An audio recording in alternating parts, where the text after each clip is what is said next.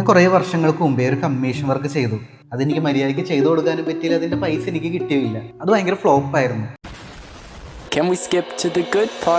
അതിൽ നിന്ന് ഞാൻ പഠിച്ച 3 ഇമ്പോർട്ടൻറ്റ് ലെസൺസ് ഞാൻ ഷെയർ ചെയ്യാം. നിങ്ങൾ കമ്മീഷൻ വർക്ക് ചെയ്തു കൊടുക്കുന്ന ഒരാളാണെങ്കിൽ തീർച്ചയായിട്ടും ഇത് നിങ്ങൾക്ക് യൂസ്ഫുൾ ആയിരിക്കും. അതിലൊന്നാമത്തെ കാര്യം, കമ്മീഷൻ വർക്ക് ചെയ്തു കൊടുക്കുന്ന സമയത്ത് നിങ്ങളുടെ കയ്യിലുള്ള റെഫറൻസ് ഇമേജിൻ്റെ ക്വാളിറ്റി വളരെ ഇമ്പോർട്ടൻ്റ് ആണ്. നല്ല ക്വാളിറ്റി ഉള്ള റെഫറൻസ് ഇമേജ് ഉണ്ടെങ്കിൽ നമുക്ക് നല്ല ചിത്രങ്ങൾ വരയ്ക്കാനായിട്ട് സാധിക്കും. ഒരിക്കലും റെഫറൻസ് ഇമേജ് എടുക്കുമ്പോൾ ക്വാളിറ്റിയിൽ കോംപ്രമൈസ് ചെയ്യരുത്. രണ്ടാമത്തെ കാര്യം, നമുക്കറിയാത്ത ആൾക്കാരെയാണ് വരയ്ക്കുന്നെങ്കിൽ നമുക്ക് അവരുടെ ഫേസ് കട്ട് ചിലപ്പോൾ ഒറ്റ ഒരു ഫോട്ടോ കൊണ്ട് മനസ്സിലാവില്ല. അപ്പോൾ ക്ലയൻറ്റിൻ്റെ അടുത്ത് നിന്ന് മൾട്ടിപ്പിൾ റെഫറൻസ് ഇമേജ് നമുക്ക് കളക്ട് ചെയ്യാൻ സാധിക്കും.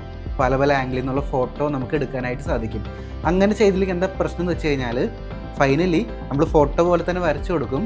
പക്ഷെ അവർ പറയും ഫോട്ടോ പോലെ തന്നെ വരച്ചിട്ടുണ്ട്, പക്ഷെ ആളുടെ ചായ വന്നിട്ടില്ല എന്ന്. ഈ പ്രശ്നം ആർക്കൊക്കെ നേരിട്ടിട്ടുണ്ട്? ഒന്ന് യെസ് എന്നൊന്ന് കമൻറ്റ് ചെയ്യോ. മൂന്നാമത്തെ എൻ്റെ ഇമ്പോർട്ടൻറ്റ് കാര്യം, ഓൾറെഡി നിങ്ങൾ ചെയ്ത വർക്കുകളുടെ സാമ്പിളുകൾ വർക്ക് കമ്മിറ്റ് ചെയ്യും മുമ്പ് നിങ്ങൾ അവരെ കാണിച്ചു കൊടുക്കുക.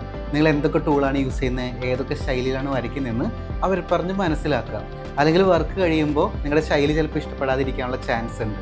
ഇതിൽ ഏതെങ്കിലും മിസ്റ്റേക്കുകൾ നിങ്ങൾ ചെയ്തിട്ടുണ്ടോ? ഉണ്ടെങ്കിൽ നീ എന്നൊന്ന് കമൻറ്റ് ചെയ്തോളൂ. കൂടുതൽ വീഡിയോ ഞാൻ നിങ്ങൾക്കായിട്ട് ചെയ്യാം. വീട്ടിലിരുന്നു കൊണ്ട് തന്നെ ചിത്രകല പഠിച്ച് നല്ല ചിത്രങ്ങൾ വരയ്ക്കണമെന്ന് ആഗ്രഹമുള്ളവർക്ക് നമ്മുടെ ഓൺലൈൻ ആർട്ട് ക്ലാസ്സിൻ്റെ കൂടുതൽ വിവരങ്ങൾ അറിയാനായിട്ട് താഴെ ആർട്ട് ക്ലാസ് എന്നൊന്ന് കമൻറ്റ് ചെയ്തോളൂ. അതിനുശേഷം നിങ്ങളുടെ ഇൻബോക്സിലോട്ട് നിങ്ങൾക്ക് യോജിച്ച കോഴ്സ് സെലക്ട് ചെയ്യാനുള്ള നെക്സ്റ്റ് സ്റ്റെപ്സ് ഞാൻ അയക്കുന്നുണ്ടായിരിക്കും. സോ ആ സ്റ്റെപ്പ് ഫോളോ ചെയ്യുക, എന്നിട്ട് ക്ലാസ്സിലോട്ട് ജോയിൻ ചെയ്യുക.